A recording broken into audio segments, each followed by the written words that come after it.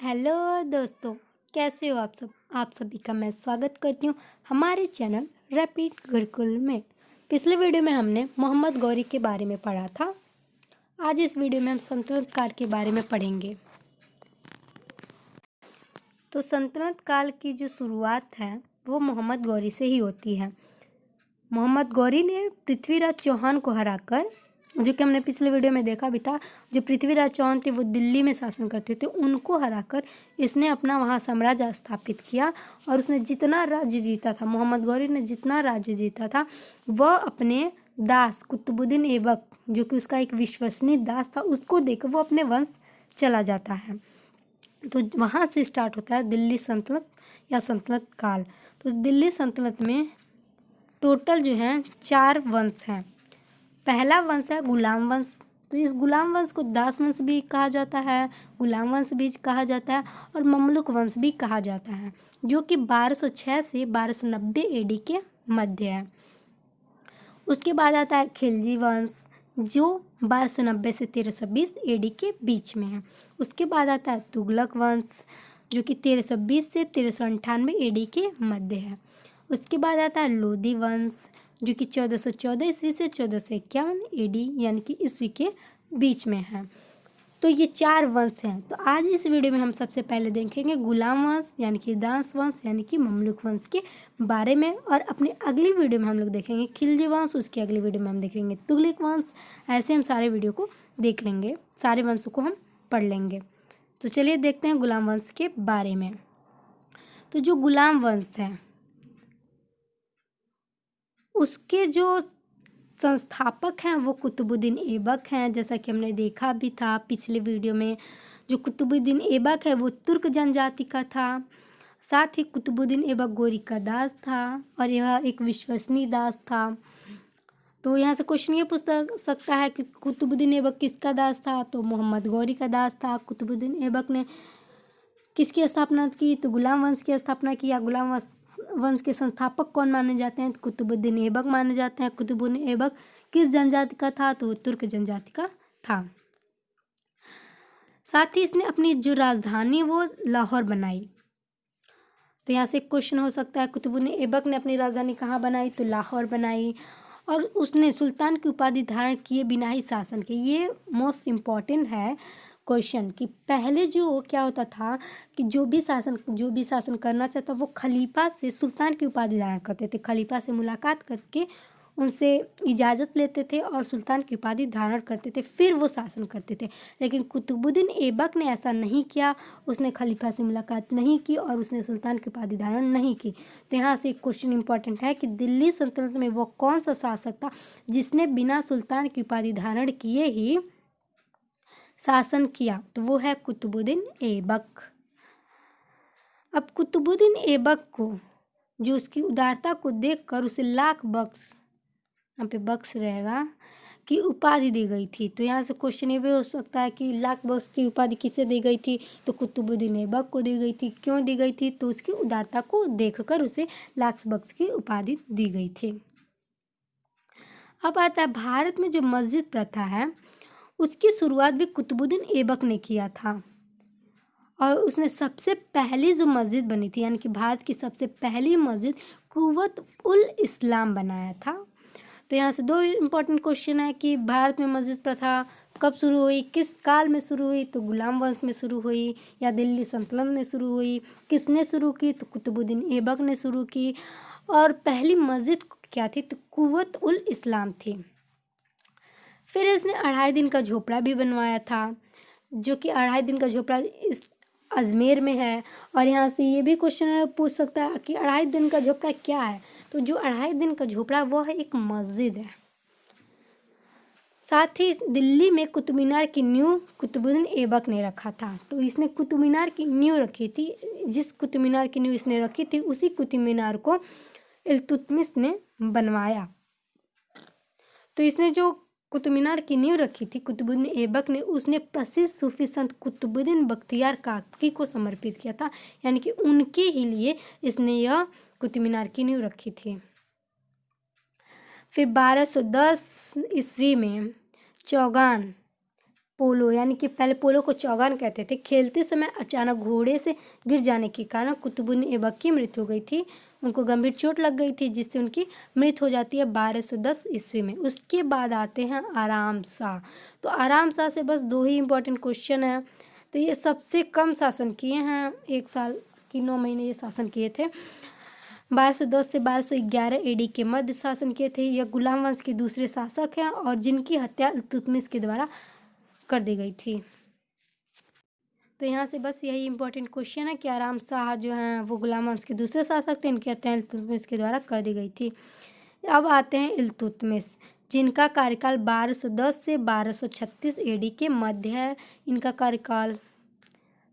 अब देखते हैं हम इल्तुतमिश के बारे में। तो जो इल्तुतमिश हैं वह गुलाम था, किसका गुलाम था? ऐबक का, कुतुबुद्दीन ऐबक का गुलाम था, जो बाद में कुतुबुद्दीन ऐबक का वो दामाद हो जाता है। बाद में कुतुबुद्दीन ऐबक का दामाद हो जाता है। इल्तुतमिश को दिल्ली सल्तनत का वास्तविक संस्थापक माना जाता है। इसे दिल्ली सल्तनत का भी वास्तविक संस्थापक माना जाता है और गुलाम वंश का भी वास्तविक संस्थापक माना जाता है। अगर क्वेश्चन ये पूछता है कि गुलाम वंश का शासक कौन है, तो वो कुतुबुद्दीन ऐबक है। अगर ये क्वेश्चन पूछता है गुलाम वंश के वास्तविक संस्थापक कौन है, तो इल्तुतमिश है। या दिल्ली सल्तनत के वास्तविक संस्थापक कौन है, तो वो इल्तुतमिश है। इल्तुतमिश जो है तुर्किस्तान का इल्बरी तुर्क था। यह इल्बरी तुर्क था। इसने अपनी राजधानी लाहौर से दिल्ली स्थापित किया था। जो लाहौर बनाया था कुतुबुद्दीन ऐबक ने, लेकिन इल्तुतमिश ने अपनी राजधानी कहाँ बनाई? दिल्ली बना ली। साथ ही कुतुब मीनार का निर्माण भी इसने पूरा करवाया था। जैसा कि हमने पीछे देखा भी कि कुतुब मीनार का निर्माण जो है इल्तुतमिश ने करवाया था। इसने सबसे पहले शुद्ध अरबी सिक्के जारी किए थे और इसने साथ ही एकता प्रणाली भी चलाई और इसने 40 गुलाम सरदारों का संगठन बनाया। जो ये 40 गुलाम सरदारों का संगठन है वो उसे हम चिहलगानी के नाम से जानते हैं। चिहलगानी, तुर्कान चिहलगानी के नाम से जाना जाता है, जिसमें 40 सदस्य थे। इल्तुतमिश पहला शासक था जिसने 1229 ईस्वी में खलीफा से सुल्तान पद की वैधानिक स्वीकृति प्राप्त की थी। तो हमने पीछे देखा कि वह कौन सा शासक था जिसने खलीफा से सुल्तान की उपाधि नहीं प्राप्त की, तो वो कुतुबुद्दीन ऐबक था। लेकिन क्वेश्चन ये पूछता है कि दिल्ली सल्तनत में वो कौन सा शासक था जिसने सबसे पहले खलीफा से सुल्तान पद की वैधानिक स्वीकृति प्राप्त की थी, तो वो इल्तुतमिश था। उस इल्तुतमिश के बाद उसका पुत्र जो है रुकुनुद्दीन फिरोज गद्दी पर बैठता है, लेकिन यह अयोग्य शासक था, तो इसलिए बाद में इसके बाद रजिया सुल्तान आ जाती हैं। तो अब हम पढ़ेंगे रजिया सुल्तान के बारे में। तो इनका जो कार्यकाल है रजिया सुल्तान का 1236 से 1240 ईस्वी के मध्य है। इनका सबसे इम्पोर्टेंट मोस्ट इम्पॉर्टेंट क्वेश्चन यहाँ से यही पूछता है कि दिल्ली सल्तनत पर प्रथम महिला कौन थी, या रजिया भारत की सुल्तान बनने वाली प्रथम महिला थी। अब तक की यह सबसे पहली महिला थी जो कि सुल्तान बनी थी। तो यहाँ से बस यही एक सबसे मोस्ट इम्पॉर्टेंट क्वेश्चन है। तो यहाँ से ये हो जाता है, रजिया ने पर्दा प्रथा त्याग कर पुरुषों की तरह चोगा एवं कुल्हा टोपी पहनकर अपने दरबार में शासन करती थी। यह पर्दा प्रथा में नहीं करती थी, पुरुषों की तरह यह वस्त्र धारण करके अपने दरबार में जाती थी और शासन करती थी। रजिया जो है उसने अल्तुनिया से शादी की। रजिया ने अल्तुनिया से शादी कर लिया। ये अल्तुनिया से शादी करने का इसका कारण ये था कि यह जलालुद्दीन याकूब खां से प्रेम करती थी, जिससे जो है बहुत अमीर लोग उससे नाराज़ रहते थे और इसने उसे अमीर आखुज की नियुक्ति भी दे दी थी इसको क्या नाम है इसका जलालुद्दीन याकूब को, जिसके कारण जितने भी अमीर लोग थे उसका विद्रोह करते थे। जिसमें प्रथम विद्रोह जो हुआ था वो भटिंडा से हुआ था, तो वहीं उसी में शामिल था अल्तुनिया। तो अल्तुनिया जो है इनसे विद्रोह करता है और इसमें रजिया हार जाती हैं। हारने के बाद विद्रोह को दबाने के लिए रजिया स्वयं उसके पास जाती हैं, अल्तुनिया के पास, और उससे पराजित होने के बाद उससे विवाह कर लेती हैं, अल्तुनिया से विवाह कर लेती हैं। तो यही इनका कारण था ताकि इनका जो सल्तनत ये सुल्तान बनी रहें, इसलिए फिर दिल्ली की गद्दी प्राप्त करने के लिए अल्तुनिया और रजिया दिल्ली की ओर चलते हैं, जहाँ से बहराम शाह डाकुओं के साथ उनकी हत्या कर देता है। तो वही 1240 ईस्वी में इनकी मृत्यु हो जाती है। रजिया और अल्तुनिया दोनों की साथ में मृत्यु हो जाती है। तो एक प्रसिद्ध इतिहासकार हैं जिनका नाम मिन्हाज था, उन्होंने रजिया के बारे में ये लिखा था कि रजिया में सुल्तान के सभी गुण थे, लेकिन उसका नारित्व ही उसके विनाश यानी कि पतन का कारण बना था। तो भाई प्रेम तो पतन का कारण बनता ही है। अब हम आगे देखते हैं बहराम शाह। तो इसमें आ जाते हैं बहराम शाह, अलाउद्दीन मसूर शाह, नसरुद्दीन मसूर। इनके बारे में इन्होंने ऐसा कोई काम नहीं किया था जो कि इम्पोर्टेंट हो। तो बस इनका सन है जो कि 2 साल तक ये राज्य किए थे, 1240 से 1242 ईस्वी तक। फिर अलाउद्दीन मसूर शाह 1242 से 1246 ईस्वी तक। फिर नासिरुद्दीन मसूर 1246 से 1265 ईस्वी के मध्य। ये तीनों लोग राज्य किए थे दिल्ली सल्तनत पे। बहराम शाह जो है वो रजिया सुल्तान की हत्या कर रहे थे। हाँ, हम पहले देखे भी थे कि बहराम शाह ने ही रजिया सुल्तान की हत्या किया था। अब हम देखेंगे बलबन के बारे में। तो बलबन जो है इनका कार्यकाल है 1265 से 1287 ईस्वी के मध्य में। यह इल्तुतमिश का तुर्क था। इसका पूरा नाम गयासुद्दीन बलबन। 1249 ईस्वी में बलबन ने अपनी पुत्री का विवाह नसीरुद्दीन मसूर से किया। जो हमने पीछे दिखा था ये नसीरुद्दीन मसूर, इसी से इन्होंने अपनी पुत्री का विवाह किया था। नसीरुद्दीन मसूर ने बलबन को उलुग खां की उपाधि दी थी। तो बलबन जो है राजगद्दी पे बैठना चाहता था, इसीलिए इसने अपनी पुत्री का जो विवाह है नसीरुद्दीन से किया था। तो नसीरुद्दीन ने इसे उलुग खां की उपाधि दी थी। इसने तुर्क के चहलगामी को समाप्त कर दिया जो इल्तुतमिश ने बनाया था तुर्क के चहलगामी, जिसमें 40 सदस्य थे, उसे बलबन ने नष्ट कर दिया यानी कि समाप्त कर दिया।